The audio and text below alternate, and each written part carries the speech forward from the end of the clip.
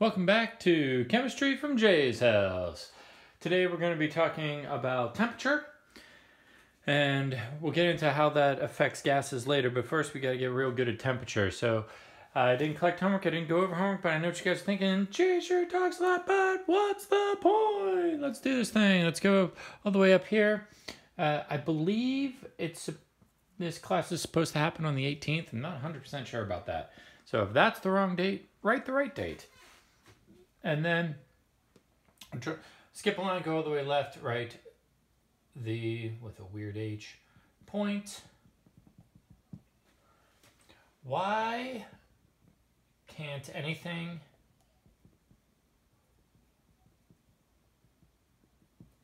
get colder than absolute zero?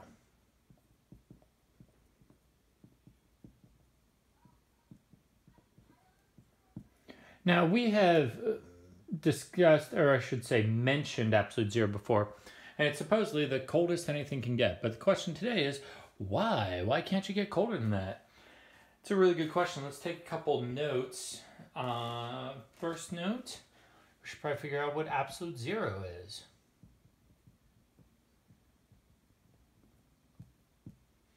And that is the temperature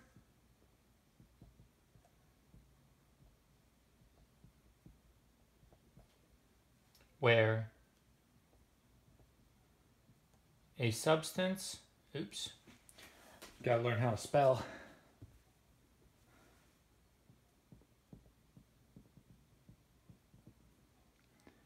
has zero kinetic energy.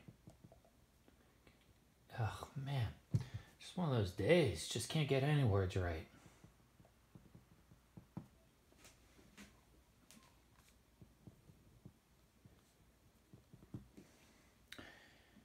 Okay, and there's another note.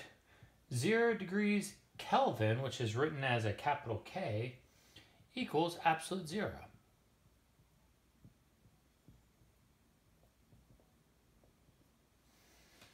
So we know the temperature. It's at 0 Kelvin. What's Kelvin? Let's take another note. Kelvin is a measurement, and it's based off of Celsius. So it's a measurement of temperature. So since the rest of the world uses Celsius, C-L-S-I-U-S, that's not an N, though it looks a little bit like that.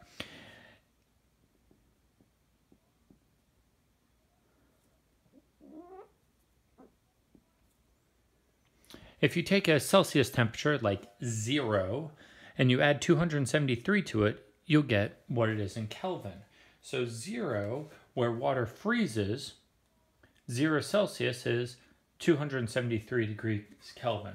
We'll get to that later on in class, but those are the notes. So pause the video, take the notes, and then come back. Pause. Welcome back.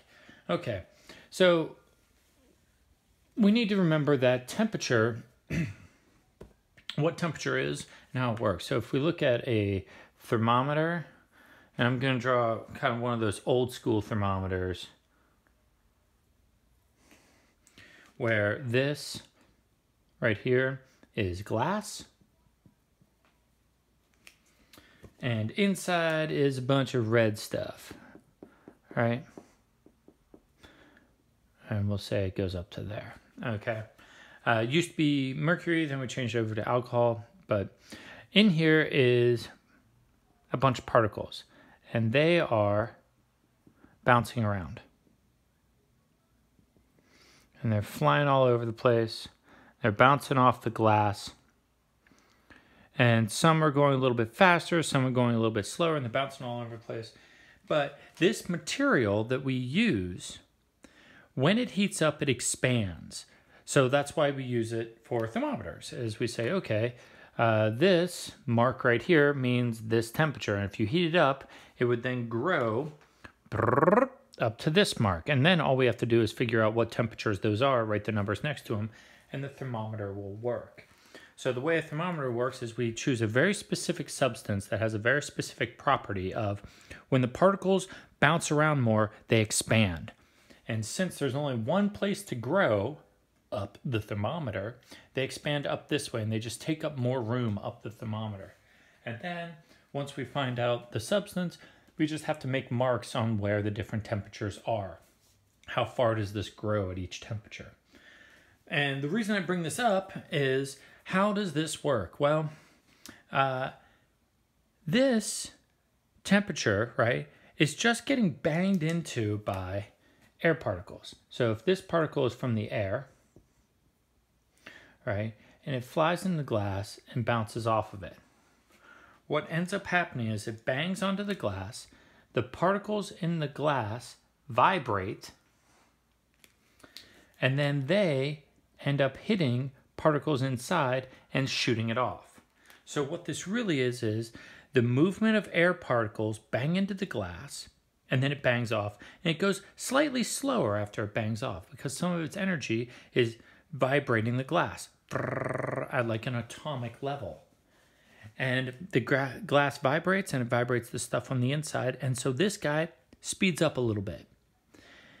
And while the air is hotter than the stuff in here, these vibrations will speed things up. Likewise, once the air is at the same temperature, this vibration will be at the same speed as the particles, and there actually won't be any speeding up.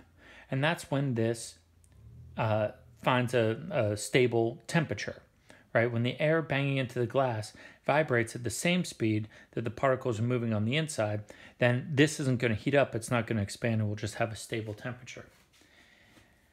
Likewise, if the air is cold, then it's actually the reverse.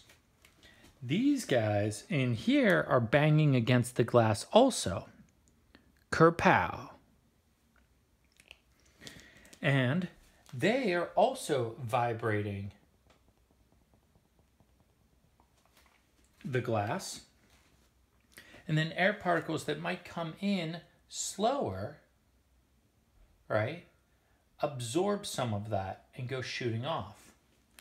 So instead of the particles inside powering up by the air, they're actually losing energy to the air. And so what would happen is these end up losing their energy, losing their kinetic energy. They end up powering up the air, losing their kinetic energy and shrinking until the air particles and the stuff inside are banging at about the same amount of energy, and then this will equalize and we'll have a static temperature, non-moving temperature. Okay, so we just have to kind of like wrap our heads around that to keep this idea of temperature in our heads for this to make sense. So that's what temperature is. How much are the particles moving? They can be heated up from the outside. They can lose energy to the outside. And that's what temperature is. Now, temperature is technically an average of how much movement there is, because some air particles will hit harder, some will hit less, and so it all just kind of averages out through the physical properties of banging on the glass and then the glass warming things up, or vice versa. So it's an average. Temperature is an average.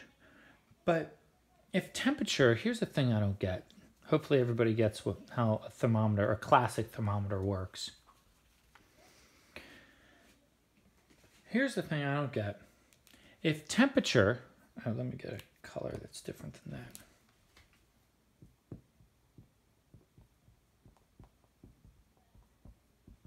If temperature is the movement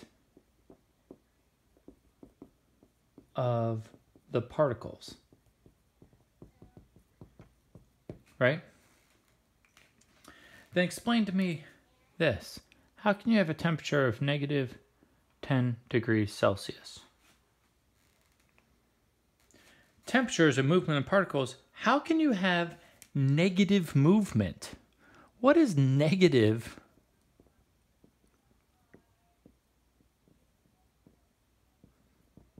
What is negative movement? You owe the universe movement?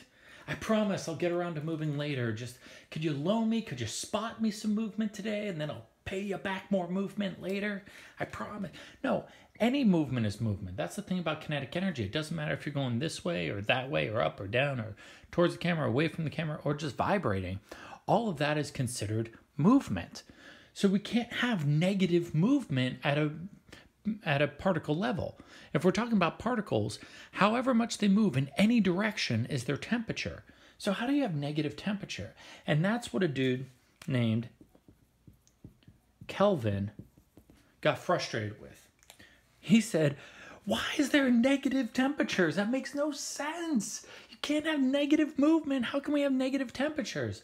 And so he went at it. And what he did was he cooled stuff down and he projected where zero would be. So he did a lot of work at the human scale and at regular temperatures. And he got stuff as cold as he could during his time.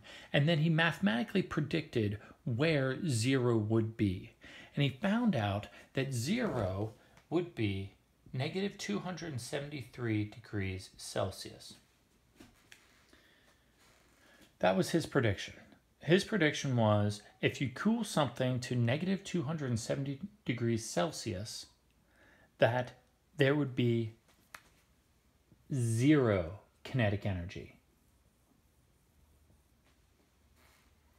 And he set that equals, and he said, okay, well then that's going to equal 0 degrees Kelvin. 0 degrees Kelvin is when there's zero kinetic energy. And now all temperatures are positive because you can't go less than zero. You can't have less than zero movement. So if you have 0 degrees Kelvin be zero, then all temperatures are going to be positive. There's no such thing as negative Kelvin. And now all movement, temperature is an actual measure of movement because it can't be negative. And this really irked not just him, but a lot of scientists who said there shouldn't be a negative. Now, unfortunately, 0 is 273 degrees Kelvin. That means, doing a little math, oh, by the way, 1 degree Kelvin is as much as 1 degree Celsius. So if you heat something up 1 degree Kelvin, you also heat it up 1 degree Celsius. So they're the exact same. So if you raise it by 20 Kelvin, it would also raise 20 Celsius. So 1 degree Kelvin is the exact same change in temperature as 1 degree Celsius.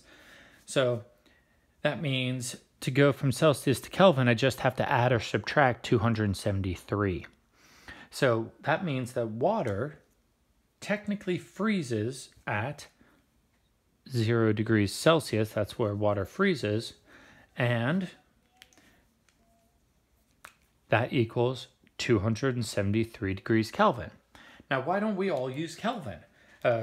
Pretty much everywhere but the United States uses Celsius. It would be so easy. And the main reason why is because, well, it's kind of annoying to say, wow, it's 300 degrees Kelvin out there. And somebody would be like, ooh, that's a little nippy, isn't it? And you'd be like, yeah, it's only 300. Or, can you believe it's 250 degrees Kelvin? Brr, that's freezing. Only 250 degrees.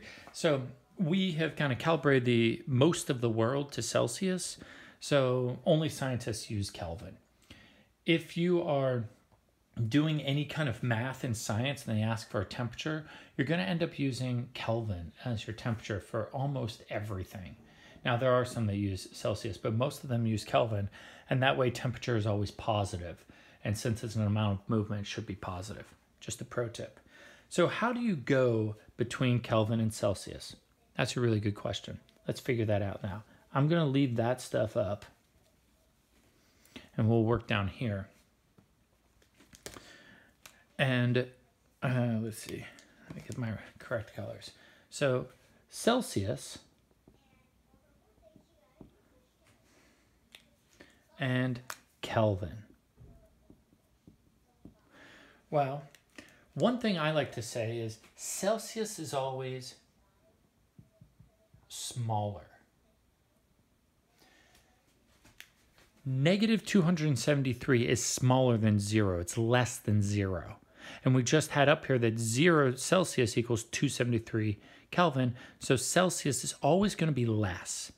So if you are given two numbers and you don't remember, is this the Kelvin number or is that the Kelvin number, which way do they go, the Celsius will always be smaller. And that also tells us, well then if Celsius is smaller, Kelvin is larger, so to get to Kelvin, we would add 273.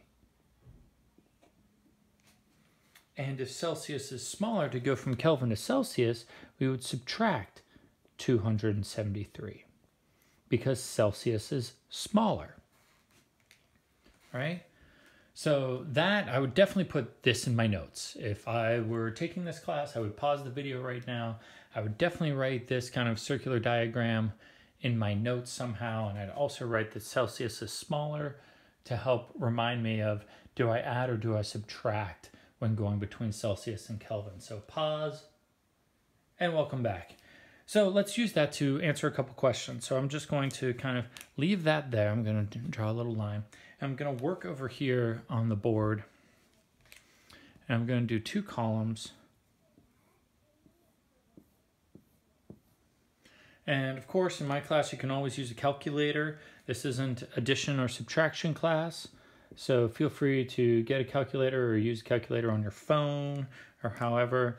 But if you're using a calculator on your phone, please don't click on your Facebook notifications.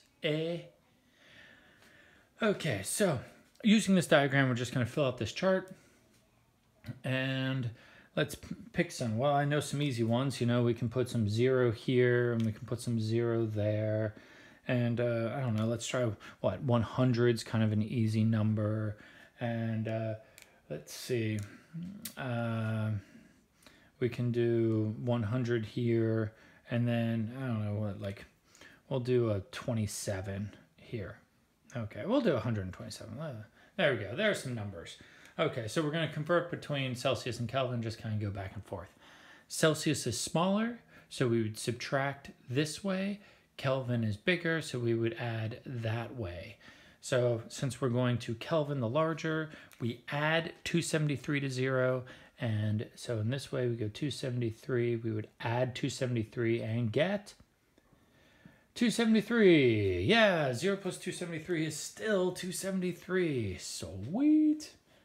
And going the other way, Celsius is smaller, so we will subtract 273. I know this is kind of spatially backwards, but go with it. 0 minus 273 equals negative 273 degrees Celsius. Okay, and again, 0 is smaller than 273. Negative 273 is smaller than 0, so Celsius is smaller. And doing the same thing over here, we got 100. Let's add 273 to that. 100 plus 273 is 373. So 100 is less or smaller than 373. Yay! And this way, again, with kind of backwards written math, 100 minus 273 equals negative, right? 173 degrees. Okay, and this one, again, we're going bigger. 127 plus 273. Adding that, well, 3 plus 7, that gives me 0 because that's 10. Add the 1 to the 7, we get 8. 8 plus 2, that's 0. Carry the 1 because 8 plus 2 is 10. We'll add it to this, making it, so, sorry, we made that an 8. Add it to this, we make that a 3. 3 plus 1 is 4. So 127 degrees Celsius is 400 degrees Kelvin. And then this is what I want to show you. I want to show you this. If we just erase this middle bit, this chart then shows us relative Celsius and Kelvin numbers. And when doing this on homework or on a test, just do this last check. Just make sure that is smaller than that. That is smaller than that. That is smaller than that. That is smaller. Oop, not negative. That is smaller than that. That is smaller than that. Make sure that your Celsius is smaller, right? Just a real quick check to make sure that you added when you should have added and subtracted when you should have subtracted.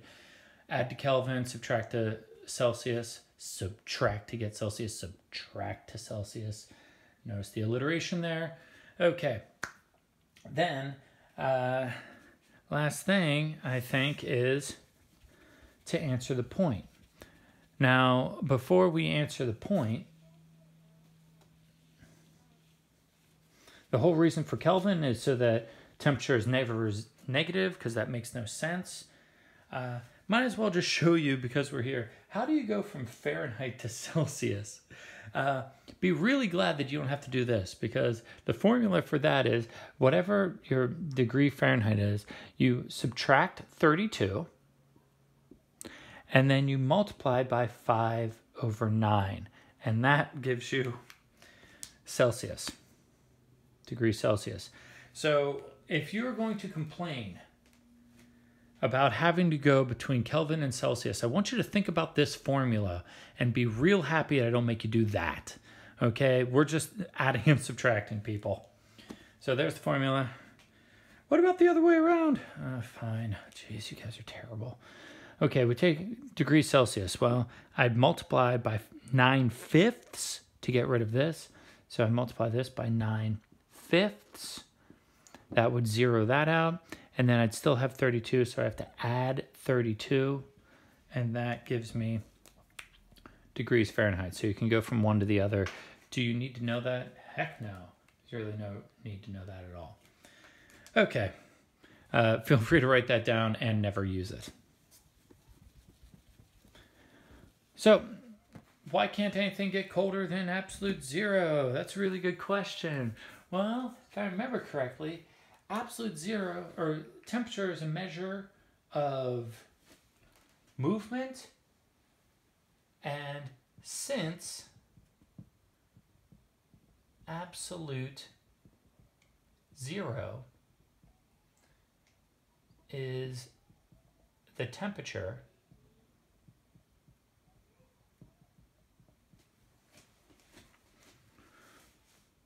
where everything stops,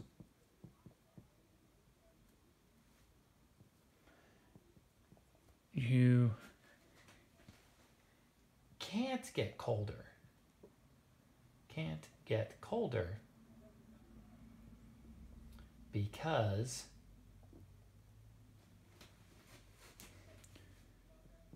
you can't go slower than stopped.